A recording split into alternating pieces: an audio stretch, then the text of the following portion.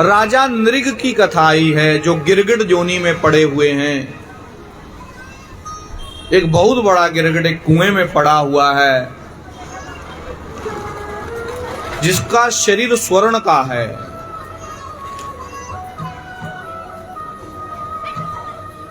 पूछा कि आप यहां ऐसी अवस्था में कौन और कैसे पड़े हो?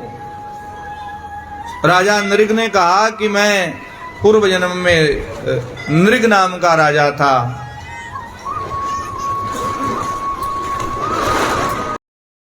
और पाप के प्रभाव से यहां पड़ा हूं। मैंने जीवन में इतना पुण्य किया, इतना पुण्य किया, इतना पुण्य किया, इतनी गायें दान की हैं ब्राह्मणों को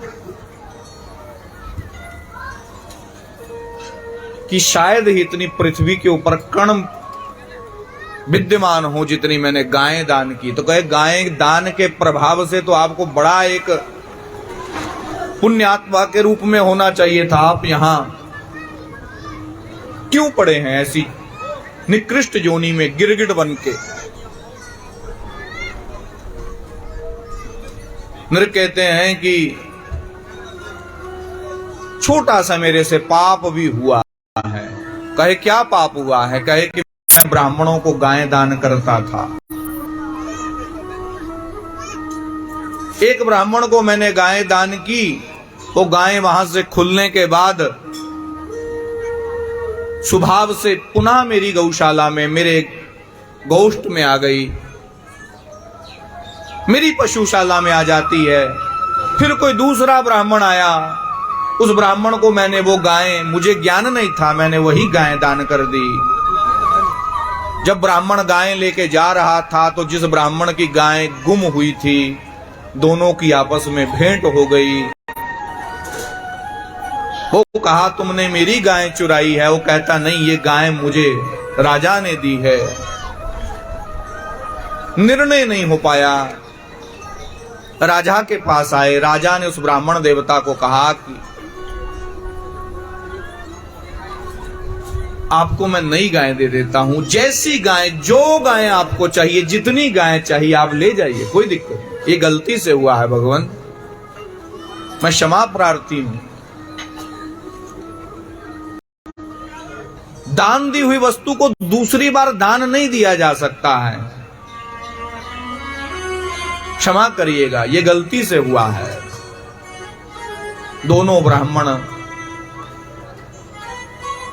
वो कहता है कि ये मेरी है, वो कहता है ये मेरी है। निर्णय ना हो पाने के कारण वो दूसरी गाय लेने के लिए तैयार नहीं है ब्राह्मण, और ये ले जाने के लिए ब्राह्मण तैयार नहीं है दूसरा। गाय वहीं छोड़ करके चले गए। कालांतरण में राजा नृग का शरीर शांत हुआ। जमलोक में जब लेखा जोखा निकाल करके पूछा, देखा, पूरे रजिस्टर के ऊपर मानो पुण्य ही पुण्य ही पुण्य ही लिखे हों, पाप कहीं था नहीं। एक छोटी सी पंक्ति में यही एक छोटा सा पाप लिखा था कि ये पाप कर्म हुआ है। धर्मराज पूछते हैं, राजा नृग तुम्हें पहले पाप का भोग करना है या पुण्य का भोग करना है? तो कहा महाराज पहले मैं पाप का भोग करना चाहता हूं। तो उसी पाप के प्रभाव से वो वहां गिरगिट के रूप में पड़े हैं। कालांतरण के बाद वो पुण्य आत्मा बन करके स्वर्ग को, अनेक भोगों को भोगेंगे। बस थोड़े काल के लिए वो भगवान ने वहां से राजा नृग को उस योनि से मुक्त किया है। आज हम दान देते हैं और दान के ऊपर अपना अधिकार समझ लेते हैं। दान कैसे देना चाहिए? कहा दान मल की तरह देना चाहिए। जैसे मल त्याग करता है कोई व्यक्ति, जंगल पानी जाकर के जंगल त्याग कर देता है अपने शरीर की गंदगी को, उससे कोई आशा रखता है क्या? शौचालय के अंदर शौच कर्म से निवृत्त होते हैं, उस शौच से कौन सी आशा रहती है। ऐसे ही आपके धन का कमाया हुआ जो दशांश है वो मल जैसे है। उस मल को एक बार दान कर दिया तो उससे कोई आशा नहीं रखनी चाहिए। मुझे प्रतिष्ठा मिलेगी, मुझे यश मिलेगा, मेरा नाम होगा, मैंने बनवाया है, मैंने किया है। जो ऐसी आशा पाल लेता है दान देने के बाद, वो अपने पाप को ही भक्षण करता है, मानो अपने मल को स्वयं खाता हुआ हो। जैसे शरीर के अंदर आपने भोजन किया, अनेक प्रकार के व्यंजन किए, खाए पिए, और खाने पीने के बाद गंदगी रूप में जो रहता है वो बाहर निकल जाता है। निकलता है कि नहीं निकलता? ऐसे ही जो आपने अनेक यत्न करके, अनेक प्रयास करके, अनेक मेहनत से धन कमाया है, उस धन की जो दशांश है वो उसका 90% को शुद्ध रखने के लिए है। इसलिए 10% दान जो निकाला गया वो मल रूप में होता है।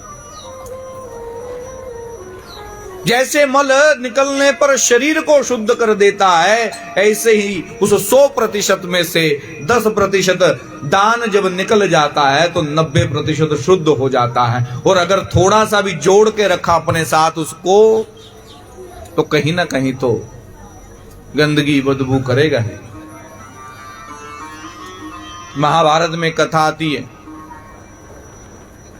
एक राजा यज्ञ करते थे, हवन में आहुतियां दे रहे थे। आहुति देते देते बाद में बिना हाथ धुले भोजन करने बैठ गए। थोड़ा सा नाखून में घी लगा था, वो घी मुंह में चला गया। वहां उसको उसका पाप कर्म भोगना पड़ा। इसीलिए दान दीजिए, खूब दीजिए, ये अधिकार है देने का आपका, मगर दान से आशा मत रखिए उसके बदले में मुझे कुछ मिलेगा। दान कर्तव्य है, वो ईश्वर के हाथ में है आपको उसके बदले में क्या देना है क्या नहीं देना है। आप दान दी हुई वस्तु का यशगान मत करिए। दान गुप्त रूप से होता है, जैसे शौच में आदमी गुप्त रूप से जाता है, किसी को बता के जाता है कि मैं शौचालय जा रहा हूं, हैं? जंगल पानी जाता है तो डंडोरा पीटता है क्या कि देखो मैं जा रहा हूं भाई। पर्दे में जाता है, रात के अंधेरे में जाता है, सुबह सूर्य उदय होने से पहले पहले ही निवृत्त होना चाहता है। ऐसे ही दान को भी गुप्त रीति से करने का विधान बताया है यहां पर।